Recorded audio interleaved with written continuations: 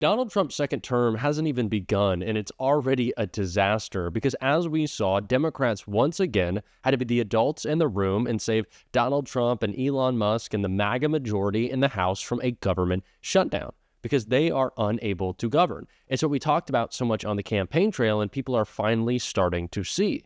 And although there wasn't a government shutdown and disaster was averted, Donald Trump was still humiliated by Democrats in a couple of ways. And not only that, kind of humiliated by Republicans as well. And we are going to get into all of that and much more. But before we do, if I could quickly ask you to leave a like on this video. And if you haven't already and you enjoy our channel, to hit that subscribe button. It goes a long way and it really means the world to me. Now, before we get into what has Donald Trump so absolutely furious with Democrats who nuked his plan, I want to hear a little bit more about this spending bill from Jasmine Crockett.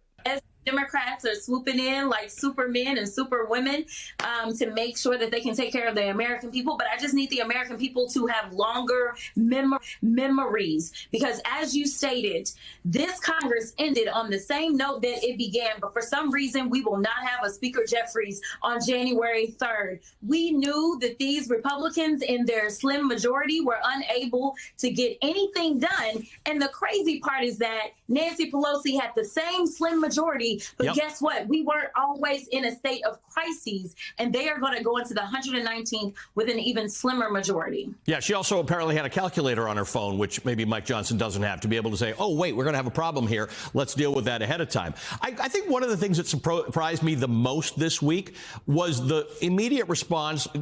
Elon Musk tweets something.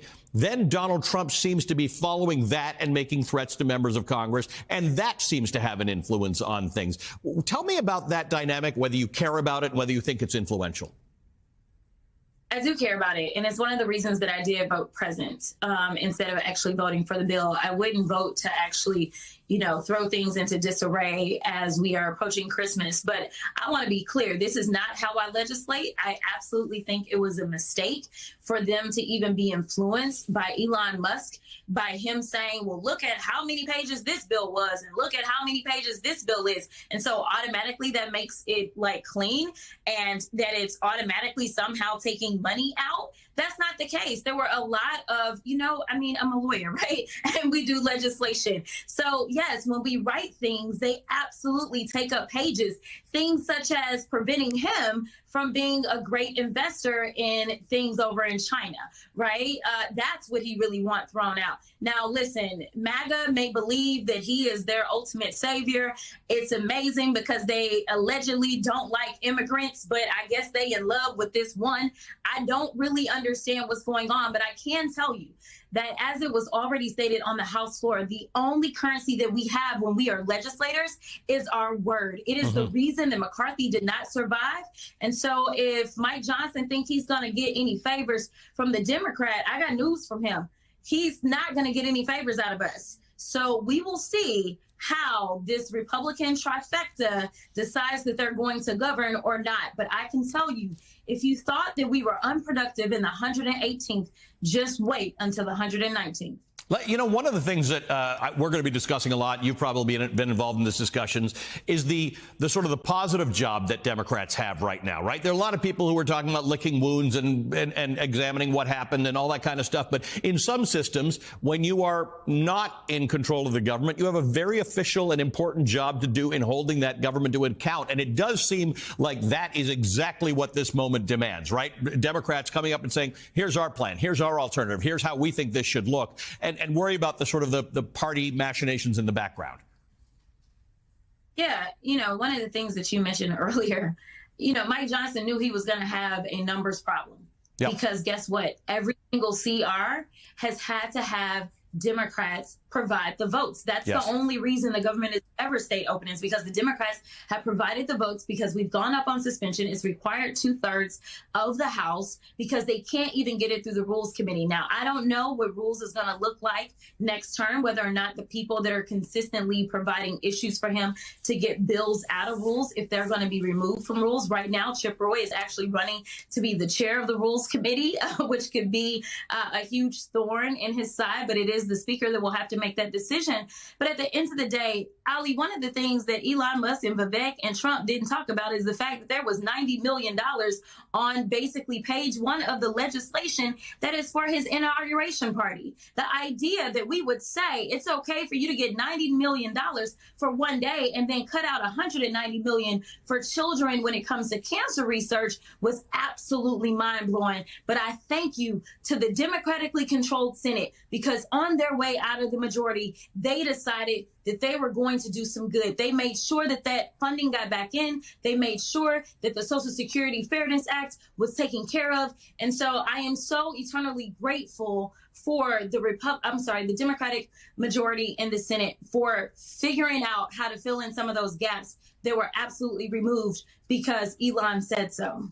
You know, you live in a world of policy and politics at the same time. So this role of being able to say, here's what's wrong with your policy and here's what we do, seems like it's built for you for the next couple of years, right? That this is an opportunity for Democrats to say, look, whatever your reasons were for voting for Republicans or for voting for Trump, and maybe it was the price of, who knows, whatever it was, this is what governing can look like, because we are now entering another Congress where the basic constitutional mandate for Congress to govern and to appropriate funds, they have difficulty getting past go on. Yeah, we are 6 months behind again, right? We were 6 months behind in getting our FY24 budget done. And now with us being pushing this out until March, we will be 6 months behind again in getting FY25 done. Our budgets are only for a year, but you're absolutely right. You know, I currently serve on the Oversight Committee. Yep. That is where so many people are able to see me go ahead and go after them as they lie in broad daylight and make sure that I can bring truth to that. I am going to continue to be a thorn in their side because the American people deserve it. And frankly, my district absolutely elected me with a mandate with the strongest numbers in the entire state of Texas of any Democrat or Republican member of Congress that was challenged. And so I am going to make sure that the American people can know the nice things that they can have if they just put the right people in power. And that means putting the Democrats back on top. Well, part of that role is going to be play out in these hearings. And that's going to be something that's, you know, I think people don't always think they want to listen to congressional hearings, but that's where you're going to have to see accountability over the course of the next couple of years. Great to see you again. Thank you for being with us. If I don't see you before Christmas, you have a Merry Christmas. Jasmine Crockett is the Democrat of Texas. All right, coming up. Now, I can tell you personally that Jasmine Crockett is certainly on the nice list this year, and you can tell why. One of the greatest and best rising stars in the Democratic Party, saying what I think needs to be said, that sure, we need to avert a government shutdown right now. Of course, it would be an absolute disaster. But Democrats are not planning on bailing out the Trump administration over and over and over again. Of course, we don't want people to be hurt by the horrible decisions they make if we can prevent that. But if Donald Trump wants a circus in the House, if his Senate is an absolute chaos, so be it. Great. You guys deal with that yourself. We're going to happily watch it all fall apart. And fall apart it is, because as I've talked about in previous videos, there's not really a strong leadership structure within the Republican Party right now, because you have co-presidents and Donald Trump and Elon Musk, and you have your Speaker of the House and Mike Johnson, who doesn't actually have any real authority other than following the orders of Donald Trump. And that didn't even work, because part of this spending package that Donald Trump really wanted, the only thing he actually cared about was raising the debt ceiling, something that Republicans fought Democrats over during President Biden's presidency. But now that the shoe is on the other foot, of course, they've changed their tune. But Republicans didn't want to raise the debt ceiling, and Democrats weren't just going to let Donald Trump get a win without conceding anything, and so it didn't happen. And Donald Trump is pretty furious about that, as we can tell because he posted this on Truth Social. Trump wrote, Congress must get rid of or extend out to perhaps 2029 the ridiculous debt ceiling. Without this, we should never make a deal. Remember, the pressure is on whoever is president. So as we can expect, Donald Trump always trying to blame everyone else, won't take accountability. Although he's acting like he's president right now, he's trying to blame everything on Joe Biden for the mess that he has caused with his MAGA majority in the House. But Donald Trump didn't get the debt ceiling raised in this deal because Republicans were unable to do so, and Democrats just nuked his plan. They weren't going to help him out. They wanted to go back to the previous bill. And it's not just Democrats who are kind of laughing at Donald Trump and realizing the mess that they are in. It's Republicans as well. Congressman Tim Burchett took to I think it was Twitter where he posted this video. Maybe it was Instagram, admitting that Republicans kind of got played. Let's take a look.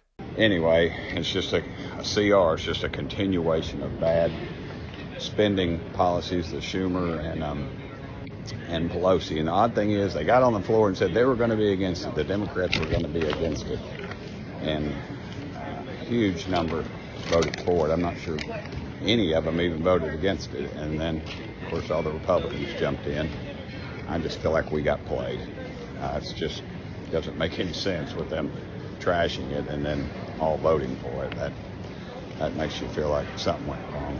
Anyway. This is exactly what the Trump administration is going to look like. It is a mess, not only because of the party infighting within the GOP, but because Donald Trump has no idea how to govern. We've always known this. Even he knows it. He doesn't really care. He's just kind of trying to dictate his legislative agenda via tweet, via Truth Social post, Elon Musk doing the same thing. There's no leadership structure anymore. And because the elements of MAGA are so extreme, you have people fighting over different issues all over the place. And because they don't actually care whether the government stays open or whether any positive legislation is passed, because all they ever care about is making a mess, that's what they're doing right now. Marjorie Taylor Greene, Lauren Boebert, they don't go to Congress thinking about how they can improve their district, help people out, make America a better place. No, they just want to cause chaos. And so now that they're in control, they don't know what to do except cause more chaos. And that's going to be a lot of what the Trump presidency is. And so we want to take the opportunities we can to get the concessions we can when Republicans need us to kind of save them. And when they do, we need to swoop in and take what we can. But when them being in a state of chaos only hurts themselves, fight it out on your own. We will not be there to help you. And we're going to be talking about that every single day on this show, keeping up with Congress and unfortunately keeping up with Donald Trump. And so if you want to stay updated on all of that, as always, you can hit that subscribe button. You can leave a like on this video. And if you stuck around to the end, you can drop a blue heart in the comments. And until next time, I'll see you soon.